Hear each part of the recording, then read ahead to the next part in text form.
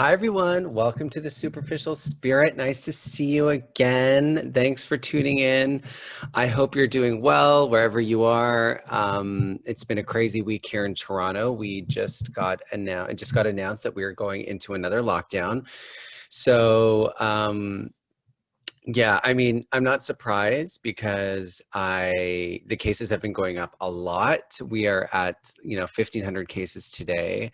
And it's interesting because I feel like even though the cases have been going up and everybody was talking about how another lockdown was inevitable, it still feels a little shocking when it happens and very surreal to see the premier get on TV and be like, we're going into lockdown.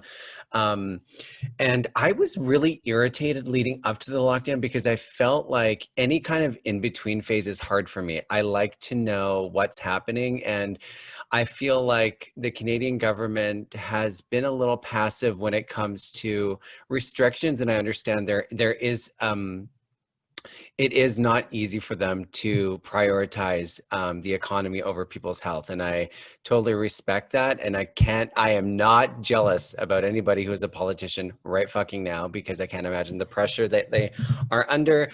But the different strategies of closing down different sectors and different parts of the region and different cities, I don't know. It just doesn't feel like it's enough. But I also feel like a full shutdown for 3 months is extreme. But then you look around the world, and the places that have gotten to zero COVID counts are places that have done extreme lockdowns. And then they get down to zero and slowly start reopening. And I don't know. I mean, if we could go on lockdown now in November and stay on complete lockdown until the spring, it sounds extreme. But then what if by then there was a vaccine and our cases were down to zero and we could really have an amazing summer and start fresh then? It would obviously be very hard, and the financial hardship is just, it's all very overwhelming. And I feel like every step of the way is a new emotional barrier that we all have to collectively go through. And again, it's bringing out such different sides of people. I was watching a Instagram video yesterday. A friend of mine who really believes that this COVID experience the COVID virus is orchestrated by the governments, and that it's part of a global agenda to control the populations and possibly even kill people in order to get the population to under 1 million people. Oh, no, sorry, under 1 billion people. Most of the time when I'm seeing these conspiracy theories, I am watching the videos and I am reading the articles very passively. But last night I did try to I wanted to understand what this person on my Instagram feed was talking about when she was like, do your research, know what go online, read these articles, read these videos. And I'm like, yeah, but what are you talking about? And a lot of people talk about Agenda 21 and the 2021 and Agenda 2030, which is basically a narrative about a new world order. And I'm familiar with these conspiracies because about 5 years ago, I was super into Area 51 and the Illuminati, but in a very superficial way. When everybody said Beyonce was in the Illuminati and Lady Gaga was in the Illuminati, and celebrities had to make these sacrifices to the devil or make a pact with the devil in order to become celebrities. That was the narrative that I found really interesting. I wasn't really thinking about the New World Order when I was reading about it as an actual thing that was going to happen. That was never a fear of mine, and I didn't take it all too seriously. And I was explaining to a friend last night that, for me, the consumption of conspiracy theory is escapism. It's the same reason why I just spent 3 hours watching Keeping Up with the Kardashians and why I love The Housewives.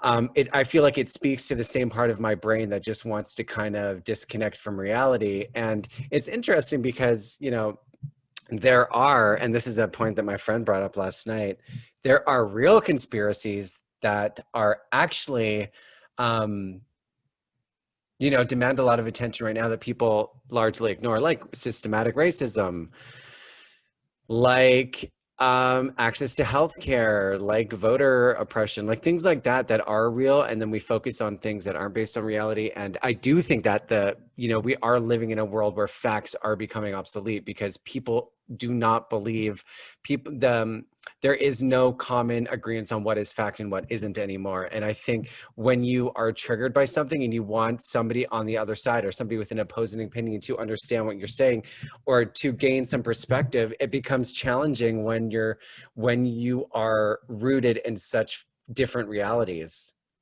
It's really, really crazy. So I don't know what's going to happen in the future. I do feel like it's just going to continue to unravel. And then, you know, once there's a vaccine, who knows? I definitely don't think having a vaccine is going to cure the social climate. And I also don't think that everybody who needs to get vaccinated will. And yeah, it's just going to be an ongoing saga. By the way, I'm holding my microphone today because my ring light exploded. Isn't that great? Yeah, I turned it on. It didn't explode like into pieces, but it just kind of like short circuit, it burst, like, you know, when you turn on a light bulb. Anyway, so if you're watching on YouTube, I'm going to be maybe moving around a lot because I'm sitting on my bed and hopefully the sound is okay, but I want to feel really comfy for today's guest. I started the podcast talking about I wanted to explore how pop culture affected spirituality, because for me, it was very obvious that my obsession with fame and celebrities and how that influenced the way I lived my life and how I followed my dreams inevitably ended up to me having a relationship with my spiritual side and cultivating that kind of experience and lifestyle.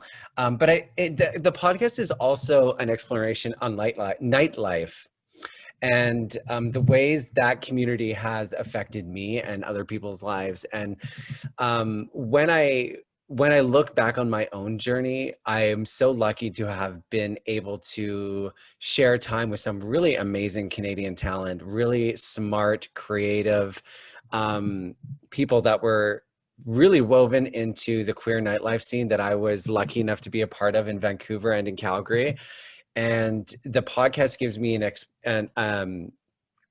me the opportunity to dive a little bit deeper into these people that I've known for so long, but now because I have a podcast, I'm able to, you know, go a little bit deeper. I mean, it's an interesting opportunity because anybody who's listening here, I'm sure you have somebody in your life that inspires you, somebody that you've looked at and been like, oh my God, man, they know what they're doing. They have got it going on. They're leaving such an amazing mark on the world. Maybe you admire the way they do their work or the way that they raise their families or the way they interact with their communities. And I really encourage you, whether or not you have a podcast, to take time and really like take this person out for coffee or for dinner and ask them more about their life. It's so interesting to be able to do that and really kind of give yourself the opportunity to see past the way you're observing somebody's life. Because if you think the story is interesting from the outside and the way that somebody is living from the outside, I can guarantee you what's happening on their internal world behind the scenes is probably just as captivating. So you don't necessarily need to start a podcast like I did, but I am here to tell you that reach out to the people that inspire you and let them know, and, you know, engage in those conversations and follow that inspiration. I do think that the people in our lives are what inevitably shape us. And if you can take the time to really, really get to know those people and explore why they influence you so much, I think it'll be really beneficial. And I'm so happy that I can share it with you. Okay, so today's guest, holy moly, a doctor. I am interviewing a doctor, not Dr. 90210. No. Oh my God, it's my new song. So my next guest is Maren Hancock, AKA Betti Forde, a really well-known DJ in BC, actually all across Canada. She was in Stink Mitt, which was a huge band that toured all over North America, and she recently got her doctorate. Oh my God, so cool. And I've been wanting to interview her on the podcast for some time, and she's been busy finishing her doctorate. And I was just reading some of her dissertation this morning, and it was so fascinating. And I'm so excited to have her here and sort of take a look back at our experience together in nightlife and also how that community shaped her. And also just getting a little bit of the fucking tea that happened on some of the landmark, huge queer nightlife spots that she was able to really bring to life and be a part of and bring the community such amazing events and sort of the story behind those experiences. Because, you know, when you go out in the city and you're going to these places and you're just going to dance, oh my God, remember when we could go out and dance? You could dress up and get drunk and high and go and dance and make out with people in the corner. God, that I have never in my life thought about partying so much as I did since the pandemic. Like, I just can't imagine anything more amazing than going to a huge, massive dance party right now. Anyway, Maren was a huge part of my journey in Vancouver, and she opened so many doors and really introduced me to so many people that allowed me to live my dreams in Vancouver. This isn't just somebody who was a friend, who was nice, who, you know, let me into some parties. This is a person who first DJ to play my music in a club, first person to put me on VIP list, first person to help me help her promote parties. First person I knew who had nightlife as a full-time position. First DJ that I had that was a personal friend. There were so many things about her that were like these glowing, bright supernovas like this. I just felt like I was becoming friends with a legend at the time. You know, she was and is so inspiring and was such a force. And I'm so excited to have her here. And I know that you'll enjoy her too. So let's welcome to the fucking show, Miss Betti Forde. Yay! What? Hi. How are you? Good, how are you? Can you hear me? I can. Can you hear me? Yeah, sorry, I had to find like the right lighting. Oh my God, I love it. You look great. Thank you. You look great too. Thanks for having me. Oh, thanks for coming on. I feel like I was trying to remember the last time I saw you and I couldn't remember. I think it's when I was horribly late for our lunch date. Oh my God. Oh my God, sushi. Yeah, when I was totally late. I was studying at the library, and so yeah, I was late and I'm very sorry, but it was still nice. That's okay. Yeah, it was nice to see you. I forgot about that. Yeah, I just moved here and you When were was like, that? I've been here for about 3 years now. Crazy. Yeah, 3. Mhm. So I moved here and I was like, I need to find Betti.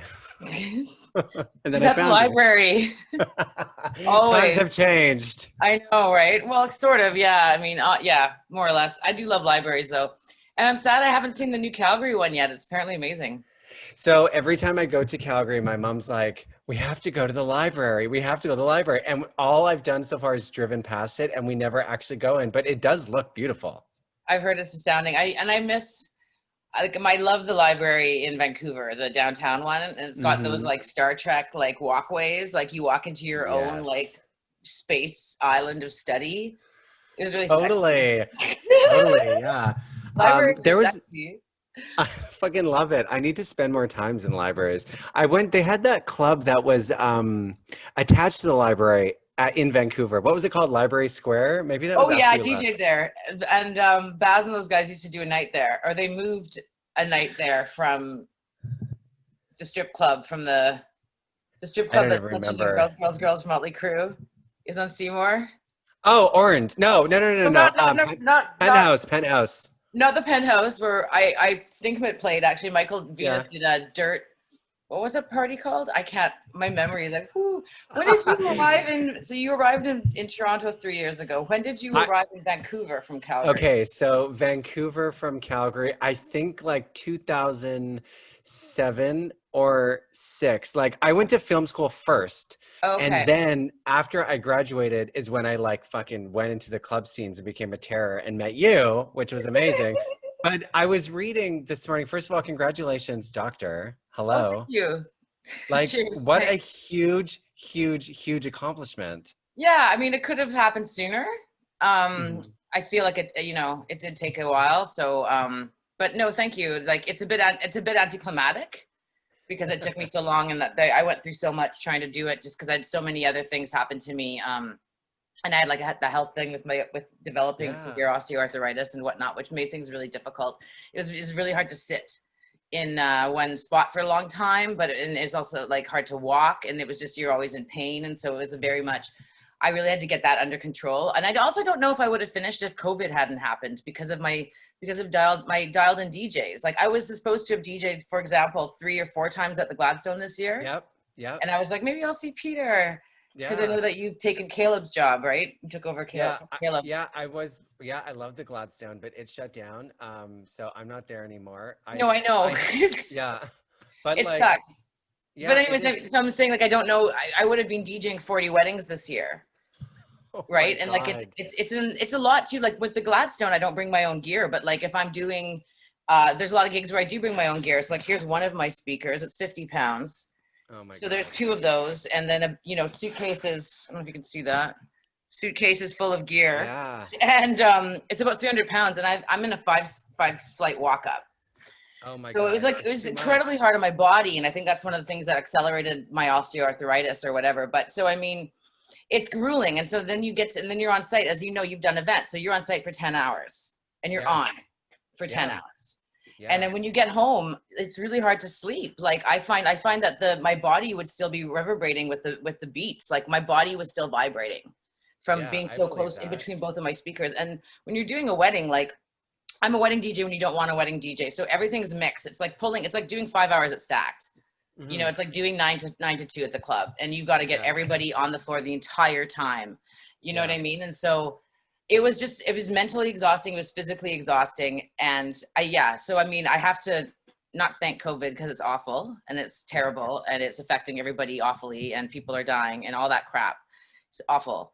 But again, I don't know that I would have finished my dissertation. You have to be so focused to do that Yeah, kind of writing. I can't even imagine, and I agree with you about COVID. It did provide some opportunity. Like I started my podcast, I did a lot of writing. Like there is opportunity when you're forced to stop everything and you're like, okay, that thing that I always wanted to do, now I have no excuse not to do it, right? So you've always wanted to do a podcast?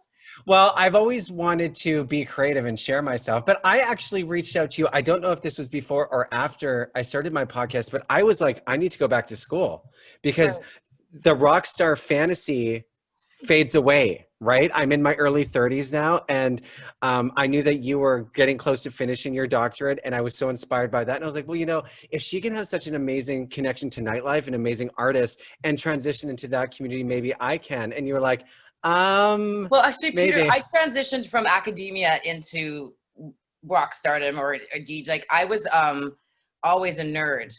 And so like Stink Mitt started by accident. DJing started to make money. I started DJing sort of by accident too, like a lot like you, like when I did my undergraduate in women's studies at U of Vic. So I was in Calgary and I couldn't leave Calgary really because my parents were both very sick. And my mother ended up passing and my father ended up with a disability. And so it was nuts. And so by the time I got out my mother was still alive, but I went out to BC in 96 and did that undergrad. And I always promised myself when I didn't have so much to do, because I had to work through university as well, because I was paying my own rent. I moved out the day I turned Wow. 18. Like I've been on my own since then. And so I was like, I promised myself I'd get a college radio show. Because I grew up loving CJSW, right? I Yeah. still listen to CJSW. Like it's perfect. They have jazz every morning at 5:30, but because we're 2 hours later in Toronto at 7:30 when I wake up. Oh, Yeah. perfect. So I've gone like my whole 30 years of my life now, like, like waking up to CJSW. And so I really wanted a radio show. I promised myself. So I moved, and you read about this because I know that you read the intro to Yep. my dissertation. So that's why Yeah. when I got to Vancouver, and I was teaching speech arts and drama, and that's why I moved to Vancouver and was thinking about doing an MA, but I was so burnt out. My mom had just died. And I was like, I need to chill and I need to do something that I really want to do, like for myself. And I want a radio show. So that's how I ended up at CITR. And that's how I ended up DJing by default for money. It's Like, so I interesting. never, you It's know what so, I mean? Like I was and good now, at yeah, and now I feel like it's the exact opposite. People go into becoming a DJ because they want to make lots of money. And I find it so interesting because when I watched you, when I first met you in Vancouver, you seemed like you were made for that environment, like you were made to be in that DJ booth. And when I was reading the intro this morning, you talked about hearing DJs early on when you were exploring clubs and Powerhouse. predicting what song that they would play less, and what song they would play next, and you were right. And I love that story. And I've never met somebody who predicted DJ songs Well, it was before. also because I was so into that specific DJ Danny. So it wasn't like just any DJ, but I was Mhm. going to the warehouse so much, and this is like before your time because I know I'm quite a bit older than you. So this is like 1990. And so Nice. rave is just kind of hitting, it's always been in the underground and all that kind of stuff. But like in terms of like hitting any kind of like fringe culture, like if you sing a Prodigy video on Much Music, for example, or Yep. an 808 State video on Much Music in 1990. And also you had to go to clubs to hear that kind of music. And so I was listening so intently.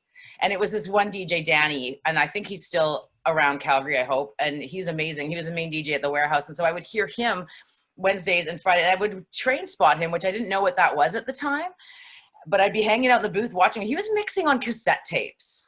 Oh my God, I didn't even know that was a thing. Oh, you had, we didn't, there was CDs were just kind of coming out. Like, CDs were invented in 79, but they didn't become sort of mainstream until 85 to 90. And also a lot of the music that was underground was coming from pirate radio or coming from your DJ friend in the UK that had access to whatever. And so they're sending you cassette tapes, you know what I mean? So Danny would be like doing like seriously beat matching with like I don't even know how, with like a cassette. And so I'd just be like, and I remember I studied him so greatly, and I was like 16, 17. I had fake ID from the age of 15, and so yes, to say that a nightclub was a natural environment, me for sure it was, but I was also this massive nerd.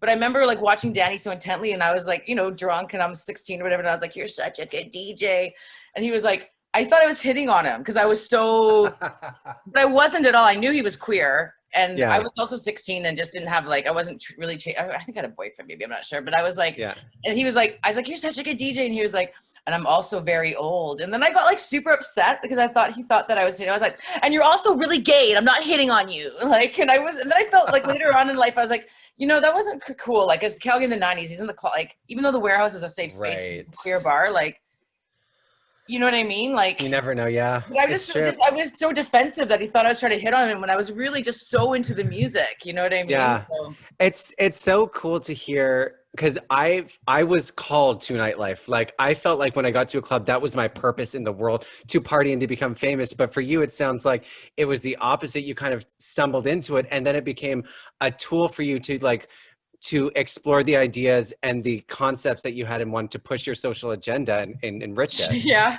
I was also obsessed with music. Yeah. Like so much so that like I'm at the club and I'm train spotting and I don't even know I'm doing it. And then I started, so I just always wanted, and I was so hyped to share music with people. Like I really felt it was my job to because there's so much good music and people are listening to terrible music and people are listening to like Ani DeFranco and the Indigo Girls, and like there's something better, like let me help you, you know what I mean? So it's like I was obsessed with it, and I mean and then it was a way that I could sort of work my way, and I was doing my master's degree, and the idea was to become a professor and be an academic. I wasn't trying to be a professional DJ or a professional musician. I just kept getting gigs, and the money was good, right, for comparative to working as a barista or whatever. And and I did love it, you know what I mean? Mm-hmm. And I started off throwing fundraisers, and started in Calgary. I threw Rock for Shelter and Rock for Choice at the Republic with like Placebo, Feist's first band, and like and like all these wicked punk bands from the late 80s, early 90s, or actually mid 90s in Calgary now.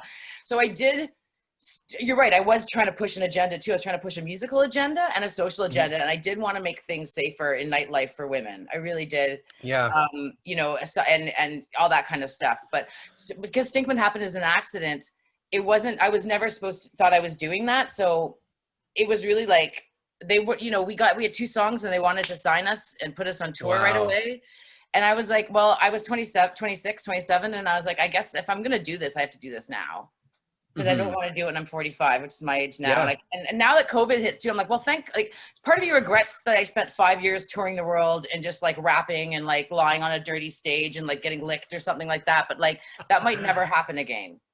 It might not. I mean, all the managers that I know are like not till 2022, maybe. So I think at least you have that opportunity that you got to experience that, Yeah, and just even every aspect of it, like all the travel would be like so prohibitive now because of COVID, because of flu. Yep. I never get sick, and anytime I ever did get sick was after I'd been on a plane, a train, an automobile, like touring.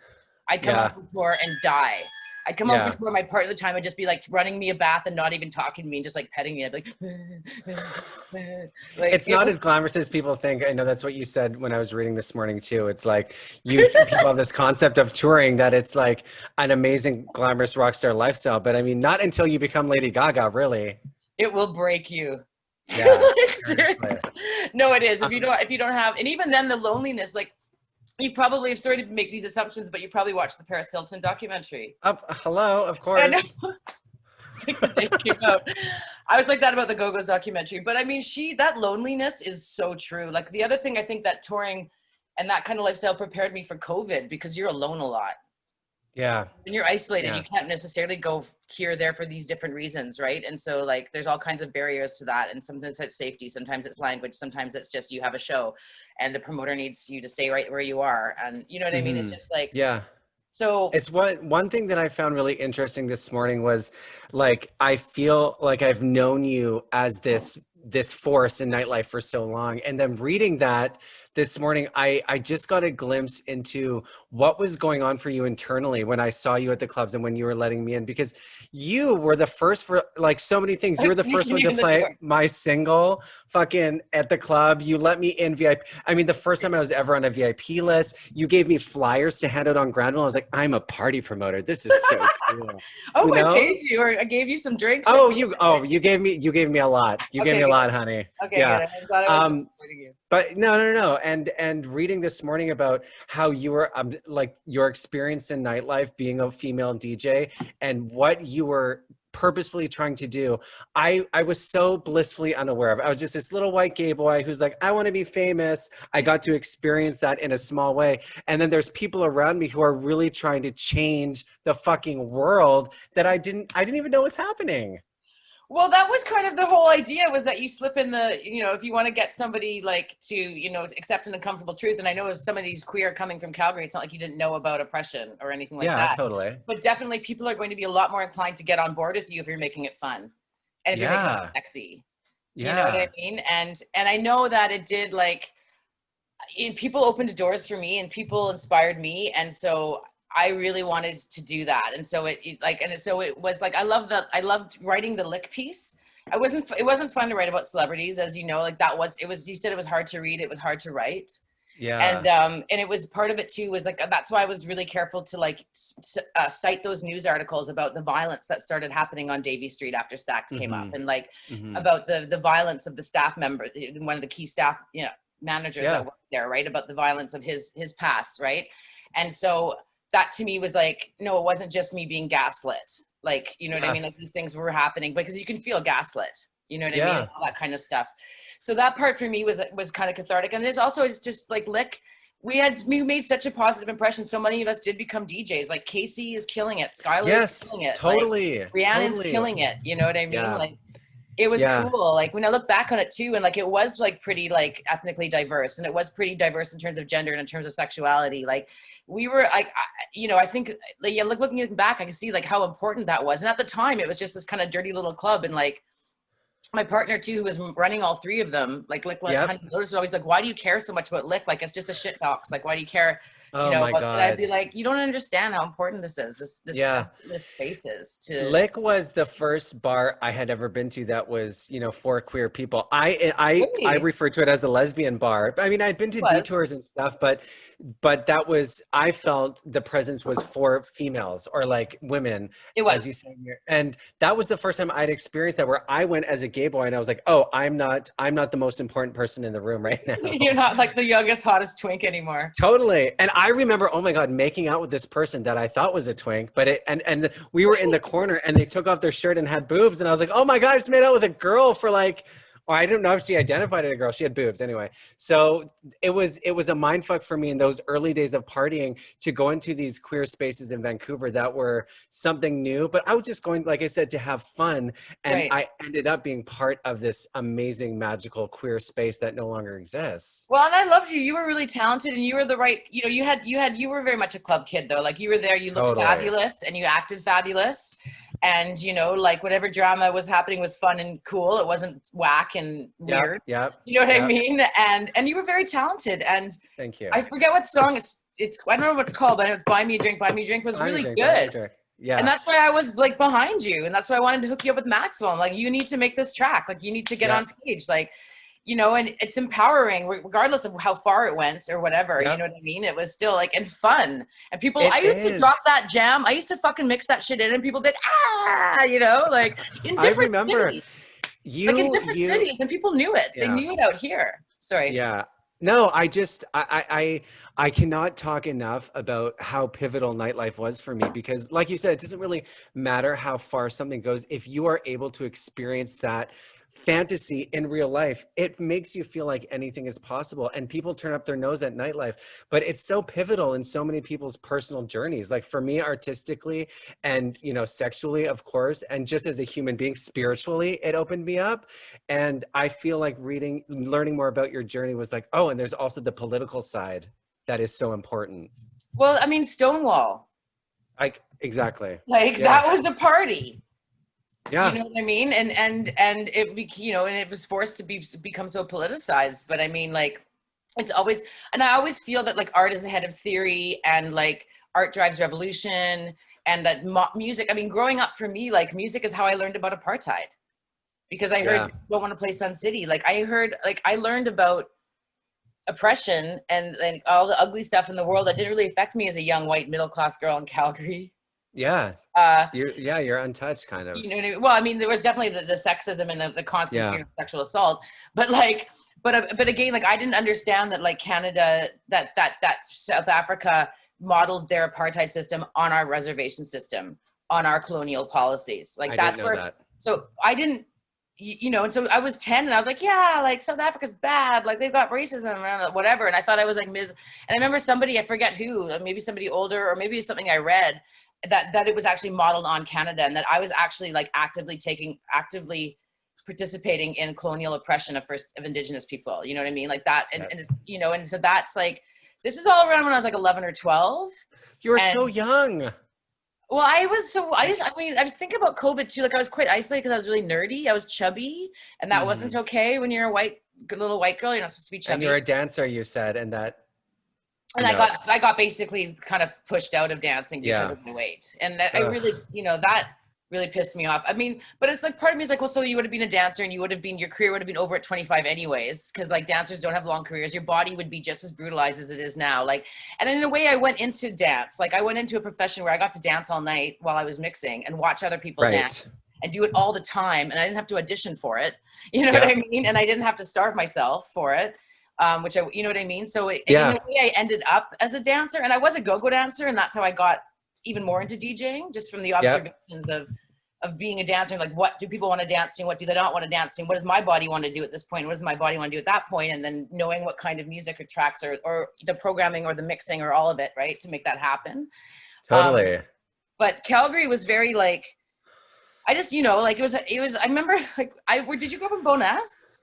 No, I was in Harvest Hills. That Okay, so that was side, in the new north. subdivisions. Yeah, it So was when I new. was growing up in Bonavista, Vista, there was really like very little after Fish Creek. And actually, so talking about isolation, because I was chubby, because I was so nerdy, I really was nerdy and like really into books and just really into poetry and like Shakespeare and like trying like quoting it all the time. And that's not cool when you're 10. It's just not cool. Yeah. And so I remember when we moved to Bonaventure, I was like half a block from Fish Creek. Which is, like rings the city. So it's, Yep. you Yep. can half a block from Fish Creek and many, many locations. But I was on Anderson and County Meadows, I think it is. County Okay. Meadows 5. And I guess Anderson. And Mhm. it was like where it ended, like right by, like now there's that big funeral home there. And that's where my mother's funeral was. Wow. That was for me, like that's where I became a witch without knowing it.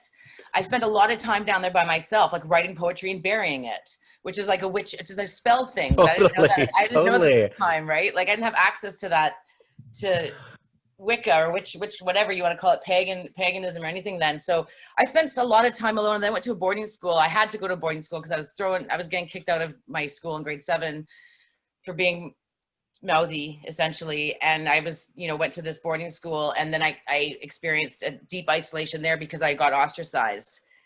So no one would talk to me or sit with me or anything for months. And I was Wow. 13. Yeah. And then a witch took care of it. And this is when I also started like paying attention to witches and to like witchcraft, essentially. This woman, Mrs. Maluish. But anyways, and so I was already isolated, but there was nature. I was at Brentwood College, which is like 45 minutes from Victoria, and it's on the water. And so I Wow. was so same with Fish Creek. Like I was socially ostracized, so I had no friends, but I had nature. And so I Yeah. spent a lot of time there, and I would bring my books and I would bring my notepad and I would bring my Walkman, you know, and I would go for it. You know what I I mean? love So, that. Yeah. so COVID When reminds me you're, of that. It's like I'm 13 again. I love that. I mean, I want to hear a little bit more about the witch who saved This you. is now you wish? Yes, that's so cool. Like, did she like, because I first of all think it's really interesting that you were doing things that you would later find out are very Wiccan and Textbook which spell like casting. it was just in your blood. And then this, I want to hear about this person who was a witch who saved you or helped you. So, okay, so I went to a boarding school in grade 8 because things were so bad, both with my relationship with my father, which is really, really bad. And I was getting in a lot of trouble at school and they were trying to throw me out. And there was this other woman, Lee Bolton, who I dedicate my dissertation Yep. to. She was one of my teachers and she basically kept me from being thrown out and all this stuff, but I was just done. And I forced my parents to send me to boarding school. So it was my idea. I wanted to get Oh, the fuck away from my father, the fuck away from Calgary. You know, I was 13, 12, 13, hormones raging. And I just was like, get me out of here because I'm not going to survive this. And wow. so I went, little did I know, I was like out of the frying pan to the fire. So I go to boarding school and I'm like, it's great. And I'm 13. And there's this guy who's like, so you have like a dorm, right? So there was 3 guys to every 1 girl at Brentwood. So it was co-ed. And so my dorm's all girls. It was Mackenzie House. And then anyways, and then there's all these male dorms. And so this guy, I keep hearing that this guy, like this cute skater likes you. This is 89, okay? Like 88, 89, like this cute skater likes you. And he's in grade 9, I'm in grade 8, so it's a big deal. And I don't even know who this person is. And it's boarding school, so you live there. So you can't leave. Like, so it's all the time. You see people at As breakfast. at Paris Hilton, same thing. You see people at lunch. You see people, yeah, except it was a lot nicer. Like it Yeah. wasn't reform at all. Like Brentwood was like a resort, really. Like it was like Oh, wow. it was so the tuition at that time was $20K a year for a grade 8 Whoa. tuition. My dad had money at that point. He doesn't anymore at all because he's Holy disabled. shit. But at that point, I knew that. I knew my family was doing well. And so I was like, well, if I go to foster care, I'll just get raped and like, you know, just totally like, that's terrible. So my parents have money. I'm going to get them to send me this really sweet, nice elite boarding school in Vancouver Island because I'm getting the fuck out of here. Like I was like that prescient. Wow. So I show up there and I find out all the girls in my grade are like, wow, you're so cool. This guy likes you. I'm just like the first week of school. And I'm like, I'm not really into it because I'm trying to like get to know my roommates and like establish myself with friends. And like, I'm also never kissed a boy. Wow. Like I was, you know, like I made up for it so quick though after, but anyways, like, Love it. like there was Hello. nothing, and shit started and it was full on. And so anyways, like, but not at boarding school. So I find out this guy likes me. And I also, you know, and a couple of days later, I leave for prep. So you have to do this mandatory 2-hour study with your door open and no music and no talking in your dorm from 7 to 9 p.m. every night, including Friday nights. You go to school on Saturdays. Like it's Oh, full on. shit. Well, there's nothing else to do really. Yeah. And so this guy's waiting for me and he's also just broken his leg and he had crutches and he was really cute. And he was a skater. And so he was all of a sudden, I guess he had just gotten to boarding school and decided he was going to try to have sex or something. I must have looked slutty because I had big boobs by then. I don't know like why I was his target. But he started like just wanted to like, so at first I was like, this is literally happens in the space of 72 hours. That's how compressed and intense boarding school was. So basically this guy shows up on like, I think it was like a Thursday and he's like, so he takes me out after prep and we like walk around or something. And then I think the next morning he's there and he's waiting for me to take me to breakfast. I'm like, okay. And then like after like my morning classes, he's waiting outside my classroom to take me to lunch. And I'm like, okay. And then like afternoon classes, you do sports. And he's like waiting to walk me to my dorm for sports. And I'm like, okay. And then I do field hockey. And then it's dinner time. And I'm so trying to hang out with these girls in my cohort, like the grade 8 girls, my roommate. I'm trying to hang out with them. And I leave for dinner and he's there. So, you know, like within 48 hours, I was being suffocated by this guy. And also that night, I didn't realize he did this on purpose. Like he led me to like this path and I didn't realize it was in front of his entire dorm. And he kissed me. And it was the first time I had ever French kissed a guy. And everyone so, could see? I didn't know that. It was like Oh my God. it was like for their view. And it was just kissing. And it was the first time I'd ever tongue in my mouth. And that was really, and I could just see that was kind of aggressive. And I was like, this isn't right. I don't like this. So like by hour 48 of Maren's first boyfriend, I'm like, I gotta get rid of this guy. I need to dump my boyfriend. What do I do? How do I dump a guy? I've never had a boyfriend before. Now I've got to dump one. I don't know what's going on. And I'll never forget, this is fucking, can't write this shit. Like, so I go to this school dance. There's like a welcome dance.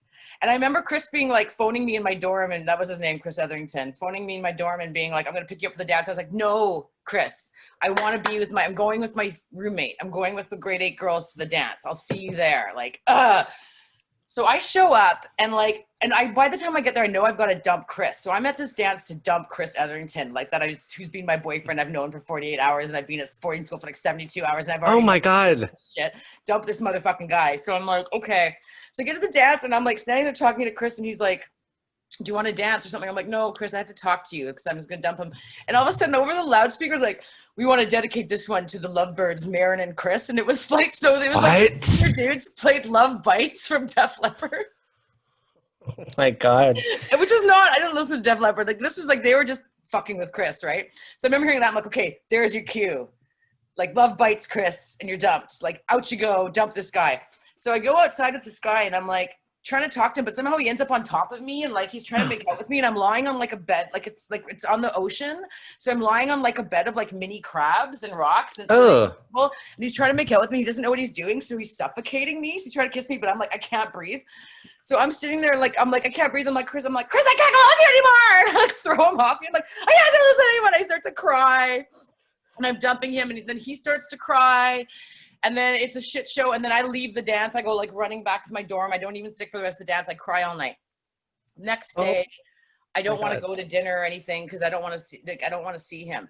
The next day, I'm at breakfast, and there's like something on this chalkboard written, and all these like dudes standing around laughing about it, like grade 8, grade 9 guys laughing, and I don't see really what it is. And then I'm in line for like lunch, and I hear like mooing, and then like big mooing, and then like I go to class.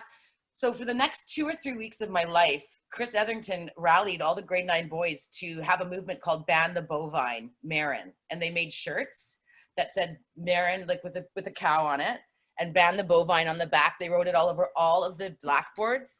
When I would go to class, if I walked back past a grade 9 classroom, everyone would moo at me. My grade 8 girl cohort started mooing at me. None of the girls in grade 8 would sit with me at lunch or anything because I was being mooed at all the time. And they were like, sorry, we're trying to make friends. Like, you're not cool. So I was completely ostracized, and I had nobody. So I had to like go to breakfast by myself while everybody mooed at me. Literally, I'm not making this up. And so I stopped going to meals, and I was just sort of trying to like sneak food and eat it later. And like, it was really hell, but I wasn't going to be a tattletale. I wasn't going to rat him out because that would make me even more uncool, right? Yeah. So I put up with this for like 3 weeks, and then I was playing field hockey in a game outside of Ellis House, which was Chris's dorm, and so the field hockey pitch is right outside. And so I'm trying to play field hockey, and all of a sudden I hear this super mooing in like fucking stereo. They've recorded themselves mooing, and then are replaying it on someone's kick-ass fucking stereo. So I'm playing field hockey, and it's like, man, like mooing and my name. And I'm just like, I don't know if it was because it was like the fact that there was like a sound system involved, that I was just like, I've had a fucking enough right now. Like, you know what I mean? God. Like, and I lost it, and I threw my stick down, and I left the pitch, and I was like fucking crying, and I was so upset. And so grade 8, our cohort, we had like what was like, I forget what they were called, but she would have been like a den mother. Like her job was to like be your surrogate mother to the grade 8 girls. And her name was Mrs. Mallywish. And she was fucking cool. And she used to talk about how she'd be going to parties and castles in England and stuff. And she had long hair and lots of rings, and she was beautiful, and, you know, smoked and drank coffee, and like, she was so cool. So Mrs. Mallywish, because she was in charge of me, came over, I forget, or whatever. I had talked to Mrs. Mallywish, and she was like, what the fuck is going on? And I wouldn't tell her. She's like, look, Maren, if you tell me, I won't tell anybody. I won't tell anybody that you told me. I will say that a prefect told me, which is like somebody that's like in grade 12 that's like got power over the school, because it's a British boarding school, right? So there's all this like British hierarchy. So anyway, she's like, I'll say that a prefect told me, and I'm gonna make this stop for you. Like, this is gonna stop immediately if you'll just let me make this stop for you. And I was like, okay, fine. So you're gonna love this. So the next day, suddenly there's no mooing. No one's mooing at me. There's no more mooing. There's no more shirts that say Ban the Bovine. There's no more, big illustrations on the chalkboard about my fatness. And Chris Etherington actually phones me and apologizes, which I didn't care about, but I was like, sure, bra, thanks. And it stopped immediately. Okay. This is when I really was like, witchcraft is fucking for real. Like 5 days later, like a week later, not very long after, Chris Etherington is in his dorm room by himself, and he's got the lights off, and he's got his covers up, and he's got, apparently it was AC/DC cranked on his Walkman. And his roommate walks in and basically finds Chris jerking off. And he's, you know, these are grade 9 boys, so they're not cool, right? They're not like, oh yeah, bro, everybody does it, I'll have a wank with you, even though, you know, we say we're straight. Like, it wasn't like that would be nowadays, so I would assume. Yeah. So basically, Chris is wanking off, so his roommate busts him wanking off. Like, apparently there's like AC/DC cranked in his fucking Walkman too. So his roommate is just like, haha, I just caught you. So his roommate starts calling him Jack Etherington. And then the next thing you know, because it's boarding school and everything's happening, you know, like so quickly, it's because you don't get to go home and have this break and then come back. It's all just keeps on going. So the next thing you know, within 24 hours, not just the grade 9 boys, the entire school is calling Chris Jack Etherington. And every time he walks by, it's like, hey, Jack Etherington, how's it going? Hey, Jack, like, just like, so Chris Etherington was not as tough as me, apparently, and goes to the headmaster and is like, everyone's making fun of me, make it stop. And the headmaster's like, no, I know what you did to Maren Hancock. This is what you deserve. Chris fucking ran away that night. What? Didn't handle it. And he never came back. Oh my God. So I don't know what Mrs. Maluish did, but that's when I knew, like, what comes around goes around. Because what he did to me, he got back 3 times. It's so fucking crazy that was such an early experience for you. Like, no wonder you were such a strong, outspoken feminist. Like, well, when after that, I realized, like, nothing will break you, Mary. Like, I this kid ran away, and I survived this for like 3 weeks. Like, and so I just then realized that I was very tough. And then after that, sort of all the grade 9 girls and everybody thought I was cool again. I was like, fuck you, bitches. Like, where were you when I needed you? Like, so I became very independent because I developed really like the wall of snobbery around me, really like an armor. Like, I'm too good for you. I'm too smart. I'm too, like, I had to, like, that rest of the year at boarding school, I just was solo.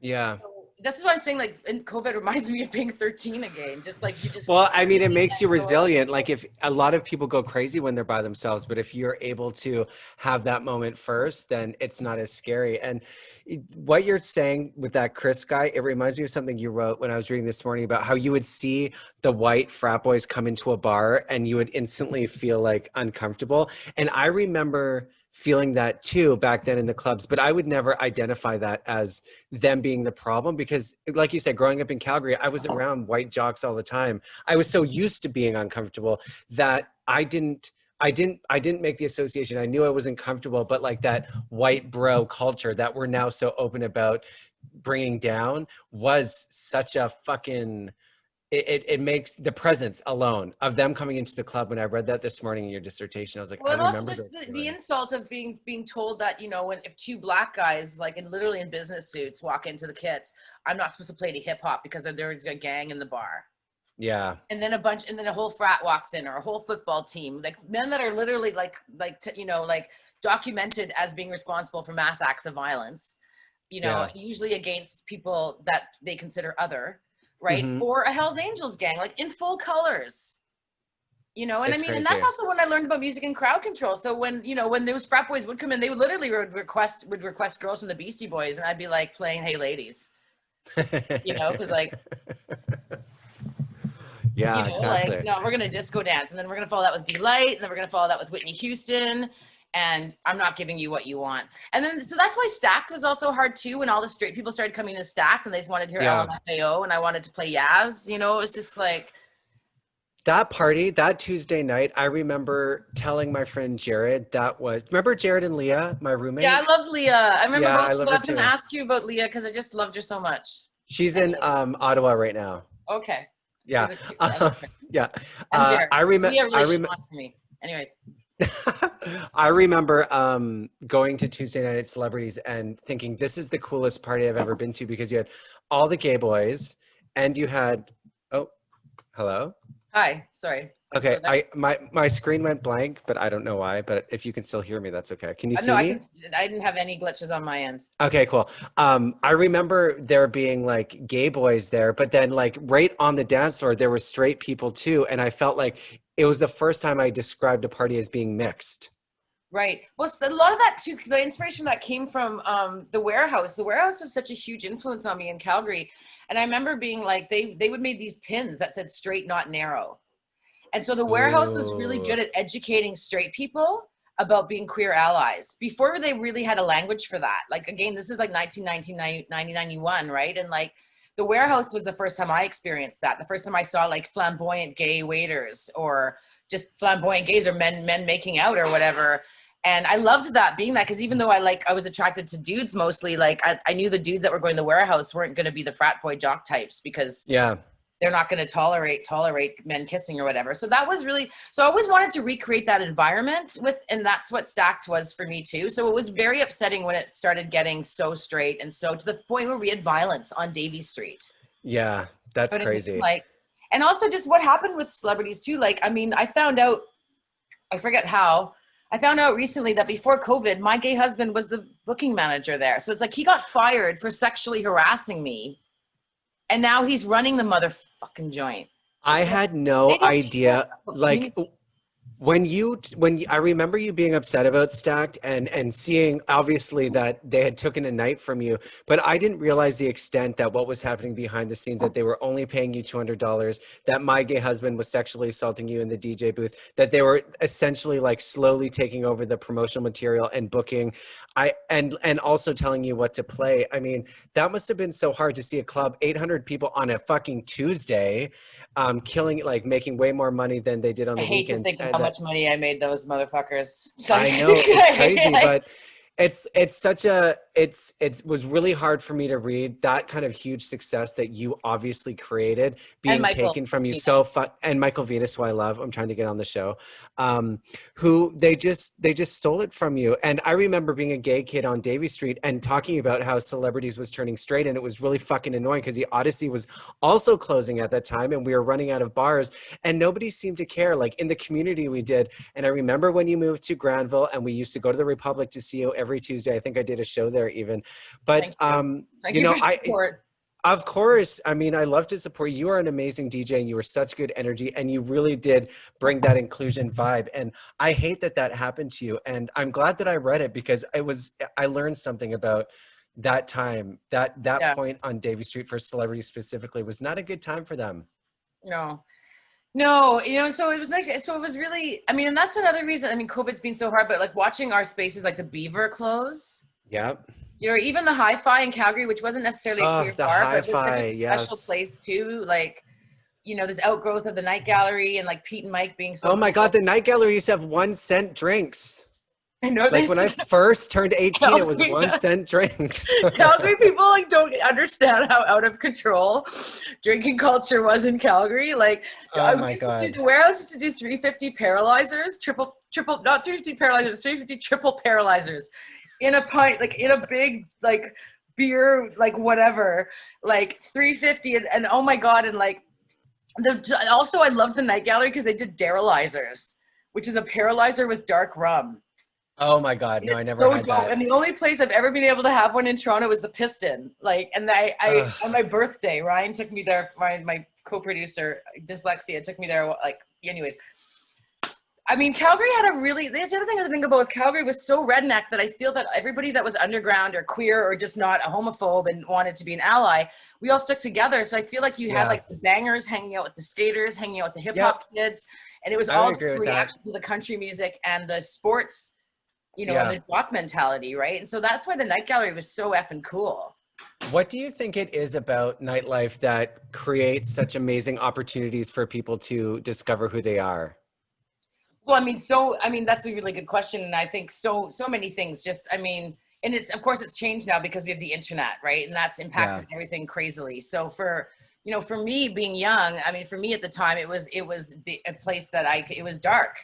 So you know what I mean? You weren't, so you could be seen in ways that you wanted to be seen. You know what I mean? You could, like, dress up and, you know, like leave, you know, your high school or your parents or whoever's, you know, abusing you in your life or whatever away and like be and dance. And for me, I loved dancing and, you know, you wanted to be looked at when you were dancing and like experience like making out with strangers, like really human connection, right? Which is why nightclubs persisted despite the fact that you know, when we got the internet and you no longer had to go to a club to hear new music. And that part kind of really did suck. Like people, you know, we went from an evolution of people like coming to hear me so they could hear the new Madonna single because me and a handful of DJs were the only ones that had it in Vancouver. you know, to coming to the club and shoving your phone in my face and asking me to play this top 40 song that you were listening to in your car all the way into the club. Why the fuck do you Yeah. need to hear it now, bitch? Like, Yeah. just like, Or just like remember when to see an artist, you had to wait for them to come to your city to do a concert. And right. I like seeing Shania Twain when I was growing up. It was so fucking amazing because she was so famous. And the only way you could have access to these people was by going to the concert, waiting for hours to get a ticket, and then being with 16,000 people screaming, seeing them. And now you have so much access to music, to artists, that it like, Right. you know, the idea of going to a club to hear a new song. And in the early days, I do remember that with some singles, but you know, when I was getting into the club scene, definitely that was changing, but it loses that. I don't know, like, do you think clubs are less important now and nightlife will lose its cultural impact? Like, where are kids going to discover themselves? Well, this is what Mandy, I think it is. It's either Mandy or Lee, and also I believe DJ She, Tara Reeves, Jane Blaze now, talks about in chapter 6. They're like, where, so a lot of women or a lot of people were like, lick is where I came out. Lick, like when I Yes. realized I was gay, or I realized I was lesbian, I realized I was into girls, the only place I knew to go was Lick. You know what I mean? Or in Calgary, the only place I knew to go was the Warehouse, or to 318, or to Detour, right? Where my sister actually met her husband at Detours. But anyways, What? yeah, That's yeah, so cool. yeah, yeah.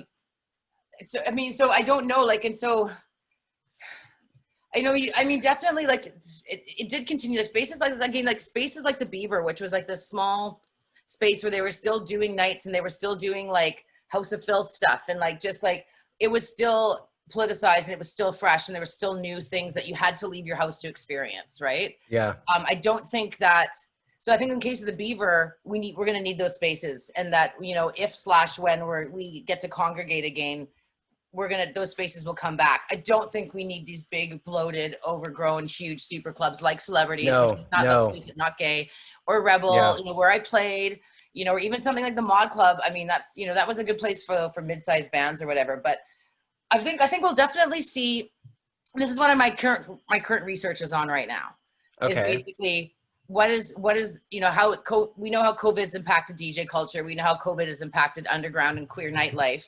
So what is going on in the future? What is for the future? You know, a lot of it's showing up in video games, but of course, like, being a gamer means you have access to a certain amount of bandwidth, you have access to a certain amount of equipment, right? So not everybody can participate in virtual events. You know, Yep. we're starting to see a reification of class and race and all that stuff that comes with it, right? So, but I do think that spaces like the Beaver will come back. Glad Days still hanging on, thank goodness. Yeah, that's good. I mean, I do agree with you, the smaller spaces. It's kind of like the idea of being a massive influencer versus in the future just being like influencing your bubble and letting go of that.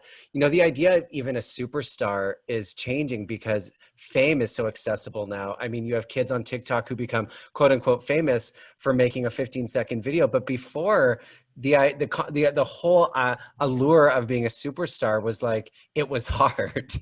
It was Yeah. like impossible to happen. And with That's nightlife, I mean, that's one of the reasons I didn't walk away from Stink Mitt for so long. When it sort of became early on like untenable, I realized, and that the dynamics between me and Kate were just wasn't, you know, it was a fight, because it was a real struggle. But because I felt like I'd been given something that everybody else wants, even though I didn't really yep. want that deep down inside, I didn't. I was given something everybody else wants, and I felt like I should be trying to do it because everybody wants this, right? As everybody Yeah. wants these opportunities. I'm sort of going through something like that, like right now, where I'm supposed to be making a movie. You are? Well, yeah, I'm supposed to. I mean, What kind of movie? well, about Regine. I don't. So I know that you didn't. I just talk about this a bit in my introduction, but during my research, I found out that there's a woman in history that is. I'm not going to say she was the world's first DJ, and there's this dialogue about who's the world's first DJ, and it's really like, how do you even determine that? Because we don't know who was doing what in Botswana at the same time as Reykjavik, at the same time as Ljubljana, at the same time as Edmonton in 1930. We don't really know who the first person was to play a record for an audience to dance to, a paid audience to dance to, which is the definition of DJ, and not radio DJ, but someone who plays music for people to dance to for commercial purposes, and there's like a money involved. And so it's supposed to be this guy, Jimmy Savile, who is the UK's most notorious pedophile. After he died, it came out that he raped and assaulted over 500 kids, most of them vulnerable What? kids in hospitals. Look him up, Jimmy Savile. He Oh was my very good God. friends with Prince Charles. He was Oh aided and God. abetted by the CBC, and the BBC. I'm looking at parallels between him and Gomeshi as well, right? And so Oh he's jeez. aided and abetted by the BBC, and uh, he died, and then a year later it comes out. But he's considered, and by some major journalists in DJ culture, specifically Brewster and Broughton, who wrote "Last Night a DJ Saved My Life," which is the most popular book on DJ culture. So if anybody knows anything about DJ culture, it's from reading this book. So this book has had a great impact. So in the book, they declared Jimmy Savile, despite being a pedophile and a horrible person, was the first DJ. Now, there's no evidence to actually prove that. It's just that Jimmy Savile said that in one of his autobiographies, and because he's a white British man, everybody's like, yeah, you must be first because you're white and male. And so, and anyways, so Oh my I God. uncovered this woman, Regine Zilberberg, she was the first person to just go by her first name, Regine. So before Cher, before Madonna, before Shakira, we had Regine, and she was the original club kid. Peter, you would love her. Oh my Like, I'm actually God. getting goosebumps because she is your girl. Look her up. So she's credited with inventing the nightclub. She invented bottle What service. She are invented, you talking and you've about? never heard of her, right? You've never heard of her. And fucking, No. that's my issue, is that no one knows about this Regine. woman, and she's huge. So I was living at, so as I'm discovering this, and I'm like freaking out every day because I'm discovering more and more how important this Regine woman is that I've never even heard of. And I'm in year 8 of my research on DJ culture. Like, I should have known this from the get-go. I should have known this Oh when I my was God. 13. I should have Yeah. known that a woman named Regine invented nightclubbing. And Carl Lagerfeld, not that he's cool, went on to record saying Regine invented nightclubbing. She started the Whiskey of Go-Go, and she's credited. She says she was the world's first DJ, and it's true. There's this. Anyways, long story short, This is so cool. it is cool, and now that I'm talking about it, I'm being reminded that it's cool. But it's so Yes. basically, it's a lot like Stink Mitt. I got talked into making a movie that I wasn't trying to make. Like Stink Mitt, I wasn't trying to be a rapper. Kate and I did Stink Mitt as a joke. We only had 2 songs. It was just for a joke. Because I had speech, because I was a performer, because I actually performed poetry and wrote poetry and was a musician and all that, it wasn't a huge leap for me to rap. I was terrible compared to Kate, of course, in the beginning, and I still am terrible compared to Kate, but I'm on my own a decent rapper. She's just so incredible.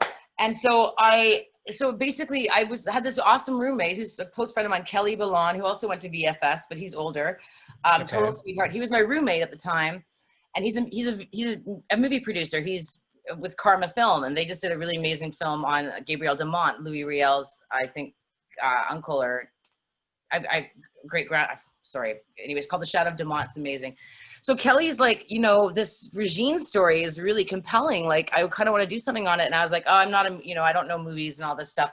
He talked me into what was supposed to be me just coming on as a writer and as like a character in this documentary about Regine.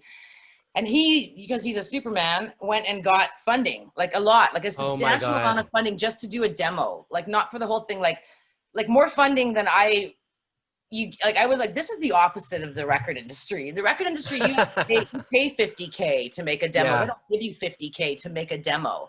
So Bell Canada gave us this whack of money, and we were looking for a director. We couldn't really find any, but we weren't necessarily looking super hard because it just isn't my wheelhouse. Right. So then Kelly talked me into directing it. And so now I'm supposed to be directing this demo, and we sort of got going. That's so cool.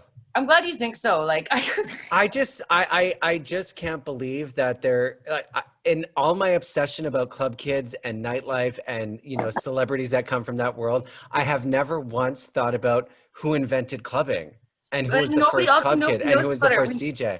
We know about Michael Alig, like who polluted. Yeah, we know about those people. Yeah, he was a white boy though too. Yeah. Well, yeah, but you know what I mean, because she's a woman, and it's also when you look at what she did, you're like, how is this woman not a household name? Like, how is she not? And it's because women's contributions to history get neglected. They get dismissed. They get omitted. They get downplayed. They get obscured. They get appropriated by men. You know what I mean? Like all that kind of stuff. And so, when I talk to you about it, like the fire in me returns, like, but because I didn't know it's like Stink Mitt. Like I didn't know, I wasn't trying to be in a band. And then all of a sudden I'm on tour with Nashville Pussy. and Right. EMI is hitting us up, and we're supposed to, we're like in these talks, and we have a lawyer and all this shit. And like, I wasn't ready for that. I was just trying to do my nerdy schoolwork and get by. And I feel like this is just this all over again. I think that you just need to follow it. I mean, if anybody's gonna do a movie about the woman who invented nightlife, it's either got to be you or Courtney Love. Hello. I'm not into Courtney Love. And I Yeah, have more institutional memory than you. I actually know people that were around her. I was around at that time. She's not an innovator. She did not create Riot Grrrl. She's not, like, honestly, she is a Jimmy Savile. I don't want to say that she molested all these people, but like Courtney Love I was there. She wasn't part of the Riot Grrrl movement. Like, I remember you. Okay, so I remember Leah and I were both obsessed with Courtney Love, and I remember meeting you. Like, And Lydia Lunch is who you should be obsessed with. I remember you saying that, and I wanted to ask you about Courtney Love because I feel like for my generation, she was like the epitome of like the anti-establishment. Because that's what you were allowed. That's what was accessible via Sassy magazine and via Much Music. Like, she was just in the mainstream, and that was her goal, was to be in the mainstream, right? Her goal was to take on that. Like, that was all. I remember, like, I'll never forget. I was like 18 or 19, and of course we were underground and we were punk rock, and like we were listening to Sonic Youth, and we were like, going, ordering records from the attic and picking them up. And we were like very committed to underground culture. And I'll never forget. And I wasn't so much into Riot Grrrl and the music. Like, I wasn't really into Bikini Kill musically and all that stuff, but I loved the politics of it, obviously. Yeah. Lydia Lunch is pre-Riot Grrrl, actually.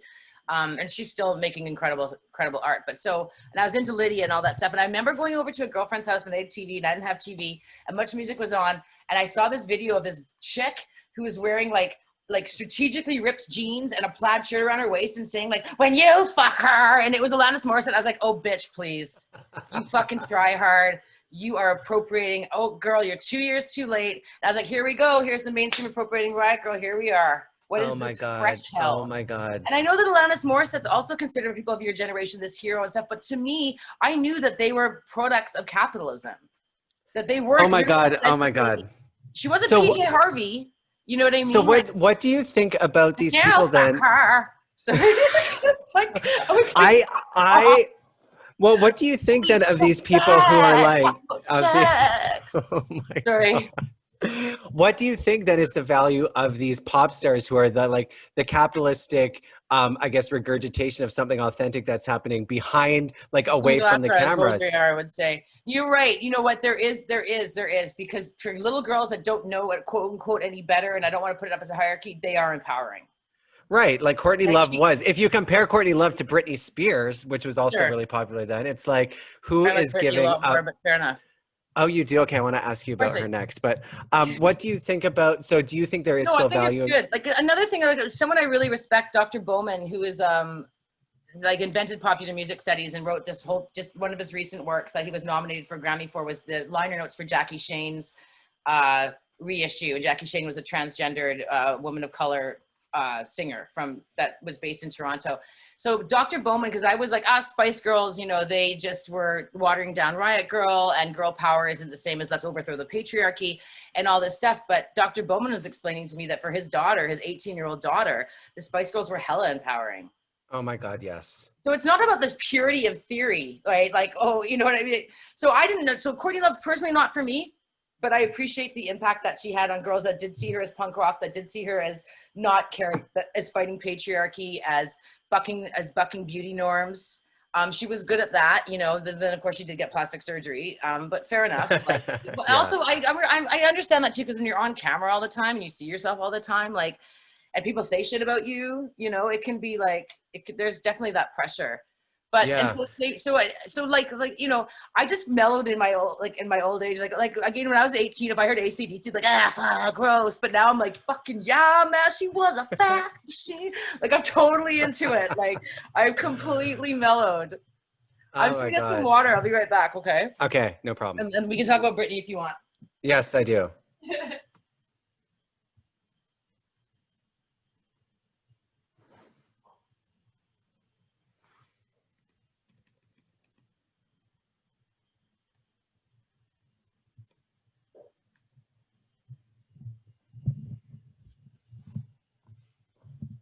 Because Peter, I think, was it you that I saw on Facebook this morning, and it was a comparison between Britney and somebody else. That Oh, Princess Diana. Diana.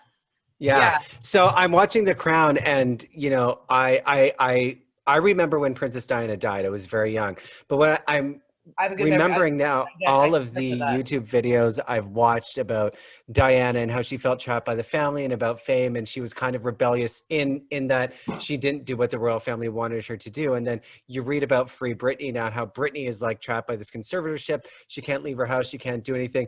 There was a point where it was the paparazzi who was literally making her a prisoner, but now it's like the confines of these contracts that she's under. And I don't know. I see a correlation between these famous blonde women who get trapped by this system that they may or may not have wanted to be a part of. Like Britney was too young to, I mean, she was 14, 15 when she signed this huge record deal. And Diana fell in love and married into a family. So I don't know if those are choices or not, but I see a connection, of these two women who are suffering in the public eye. Of course. I mean, they're both, women that are supposed to adhere to norms of white femininity. And Yeah. when they step outside those norms of white femininity, they are in trouble. So for Diana, it was having a sexuality, right? It was Yes. being sexual person. It was being somebody with emotions. Yeah. Our Like this is a personality very even. extreme version of white femininity, right? Like the most sort of extreme one. But I think same with Britney. I mean, one of my favorite, like I love Blackout because she co-wrote some of it. Oh, Fucking good. it's Piece of so Me is good. good. Give Me More is good. Like those are, I love that album, to be honest. And like, and there's a really good Dickie D remix of Give Me More, I which I love love. Dickie But Doo. I know he's so good, so good. So good. Um, but no, I do Did see you? that correlation. And Diana, I mean, I was so Diana when I heard about Diana dying. I went to Bumbershoot, which was this amazing concert in Seattle, and at the time it was only $10, and I saw like Motorhead and Medeski, Martin and Wood, and Michelle Noncello and Sandra Bernhard. She was 9 months pregnant, and she covered. She did "Don't Stop Believing" with a Casio. It was Oh amazing. my And God, I saw Sonic Sandra Youth, Bernard. and I Wow. saw, like, it was crazy. And I remember we partied all night, and we were coming home, and my cousin lived in Seattle. It was 1997, summer 1997. And we came home, and I was like sitting on the porch having a smoke or whatever. I'd been up all night, and like literally, like the newspaper came. It was 1997, and we had newspapers being delivered still. Newspaper came, and the person threw it on the porch. I looked at this headline: Princess Diana dead, car crash, and I was like, already tripping balls, Uh, right?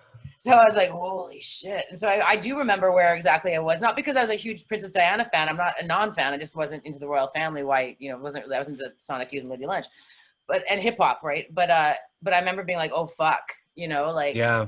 and so same with Britney. And like, you're right. And the press, but again, they're not adhering to norms of white femininity. And I think for Stink Mitt, we did that organically like that. We weren't really, again, we started as a joke. We weren't really trying to do anything necessarily political, but it ended up being that way. But in calling ourselves Betti Forde and Jenny Craig, white women are supposed to be thin, and they're not supposed to be wasted. Yeah. So that was, I think, what we were trying to invert, right? Was Yeah. norms of white femininity. And so did Courtney Love, and so did the Spice Girls. Now, whether or not that was coming from them as artists or the capitalist, white supremacist capitalist patriarchal machine realized that would be marketing, because there's also a way that you can, if you give people access to ideas and they think that they're rebelling, you can keep them from actually rebelling. See, this is an interesting point, is like, if the Spice Girls are inspiring girls in that way, like they're giving them a taste of maybe there are more potent avenues for them to get it, but it's giving them at least Yes. there's an avenue there to like pursue, and it's Yeah. a message of like girl power, which is empowering for teeny boppers around the world. Yeah. But is it still a positive message if the forces behind it are just to make money? Like the Spice Girls were they were authentic in that they were friends and they had this campy thing going on. I think is hard to fake, but Yeah, no, it's I think you're right. I obviously think that I think that they were generally were empowered by each other, and generally were empowered by being able to be in a group with 4 other women. yeah. Because usually you're the only girl, right? Often. But do you Back think then. the capitalistic forces, like the record labels, is waters down the message? Oh Like, yeah. does it make it less meaningful? Yes, and there's tons of academic work about this too. Like yeah, like this is not new. This is there's basically, yeah, like, so basically you can neuter it. Like you can sort of, yeah, you can take out some of its potency, but at the same time, if it's neither either or, it's always and, right? Like, and because we live in a Western society that prioritizes dichotomies, it's hard for us to leave aside dualistic thinking. But I'm glad the Spice Girls happened. I think they did Yeah. more good than harm. Hmm. And I think that because they had a wider reach. You know, Yes. if girls who listen to Spice Girls and it makes them like more like prioritize female friendships and see themselves as creators and see Hmm. that, you know, making music with your girlfriends is fun, I'm all for it. Yep. You know, and if it leads to like, you know, overthrowing the white supremacist capitalist patriarchy, I'm even more here. You know what I Yeah. mean? But Yeah, totally. yeah, They inspired a whole generation of artists for sure. I mean, and I think feminism is part of what they were preaching. So do you think it's possible to become a huge superstar at that level without being watered down? Like, can you be a full potent force Dolly without Parton, the influence? Who? Dolly Parton. Oh, She just funded. She just funded like a bunch yeah, of the like, vaccine. and I do think so, yeah. And I think she's one of them. Lydia Lunch is another, but Lydia never got achieved mainstream. She never wanted to. Like Lydia never did anything mainstream. She still doesn't. Like probably the most people would know her from is being the last guest on Anthony Bourdain's Parts Unknown. She's the very last person that he talks to, Mm. and it's actually a really beautiful, life affirming interview where she's like kind of, it's so prescient if you watch it. But sorry, I just thinking about him just got a little bit overwhelmed. So Okay. Dolly Parton is one. And I know that there's some other ones too. Like Marilyn Monroe was very, very interesting. I became a feminist because of Marilyn Monroe because I was so, What? this is around the 12, 13 again. I was so into Marilyn Monroe as a little girl that I read everything on her. And so one day, the new book about Marilyn Monroe came out, and it was in the library, and it was by this woman, Gloria Steinem, that I had never heard of. So I read Marilyn by Gloria Steinem when I was 12, and all of a sudden, it was talk about a light bulb moment. Talk about like Wow. an aha moment. I was like, this is why men sexually harass me. This is why my mom is this way. This is why my father's this way. This is why I'm afraid to walk down the street by myself. This is why I've been made to feel like it's my fault. This, and all of a sudden I understood. I got feminist theory. I got a working definition of patriarchy from Marilyn Monroe by accident.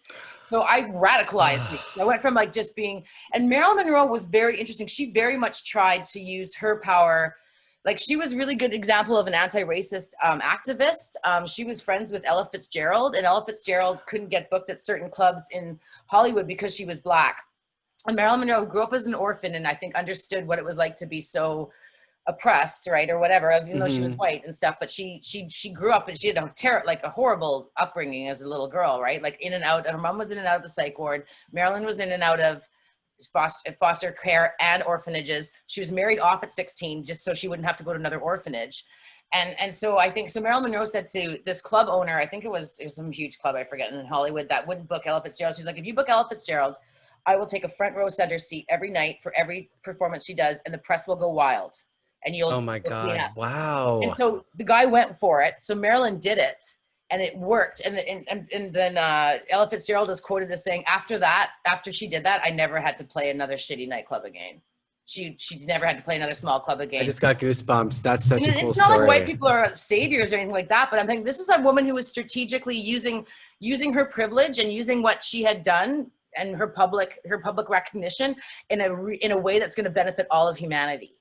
Yeah. Right. And that's what Dolly Parton is doing too. Right. And Oh, also from my knowledge of Dolly Parton, because I'm not a big country fan, but I think like she's written some beautiful songs. I don't think she's really said anything oh. offensive. Like, No, she's, like, yeah, exactly. And she's so authentic. Like she's the same way all the time. She's just like this constant, she's open, she's vulnerable, but she's also a cartoon character, and she has all of the things you want from a performer without losing, like what so many people become superstars, they lose their connectivity. Like they stop being able to connect. Madonna, it's like, what planet is she even on? Even Gaga, to a point now, I feel like it's harder to see her as one of our own, where she was coming up, it felt authentic, oh, that's and right. they She's become. the one that was the best line when you met her at the Commodore and you were trying to take her to this party or that party. And she was like, take me somewhere that smells like piss. What did she say? My God. Well, I was trying to get her to do coke with me. I was like, come to my house and do coke. And like her security was around. And she's like, I can't, but I want some.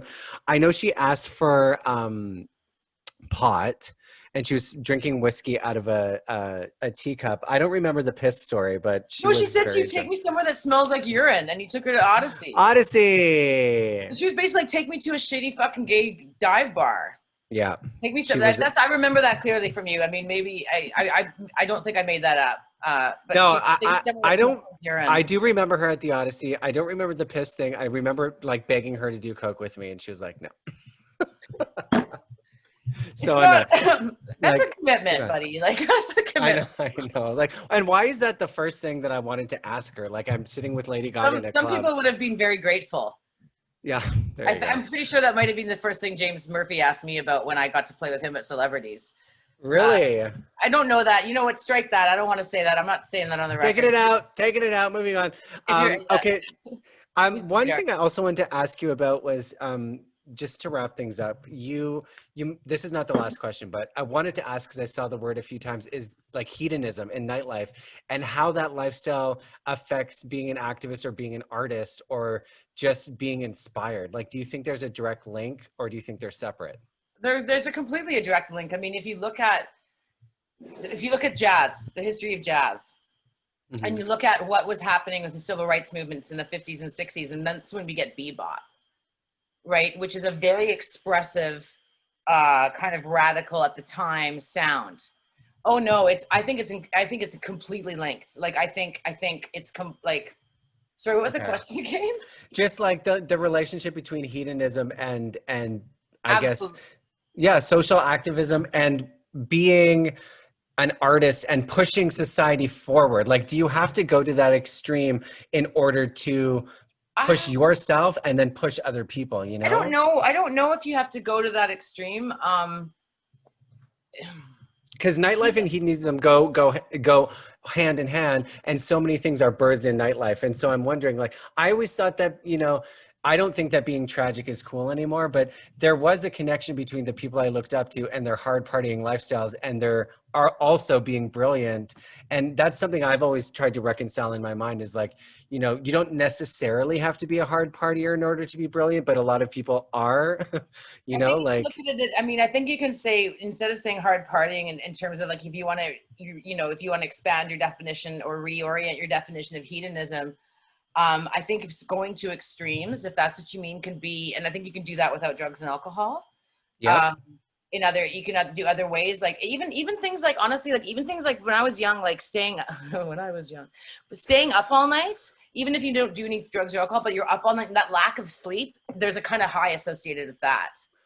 Oh yeah. You know what I mean? Like that can make you kind of feel like there's other ways, you know, being on a dance floor all night and dancing all night and then literally having those vibrations within your body can also transform you. So I think if we realign or whatever, refocus our definition of hedonism, I do think going to extremes or pushing your limits as a human in a good way is good for the creative process, for sure. Yeah. Yeah, me too. I think that's important too, is separating the drugs and the alcohol with going to an extreme. Yeah. Because there are so many ways to experience that. Wet lodges, for example, like if you're, you know, like that's not in my part of my culture or whatnot, but I know, you know, I've friends that are First Nations and like they talk about those kinds of experiences. You know, religious ceremonies are very much about that.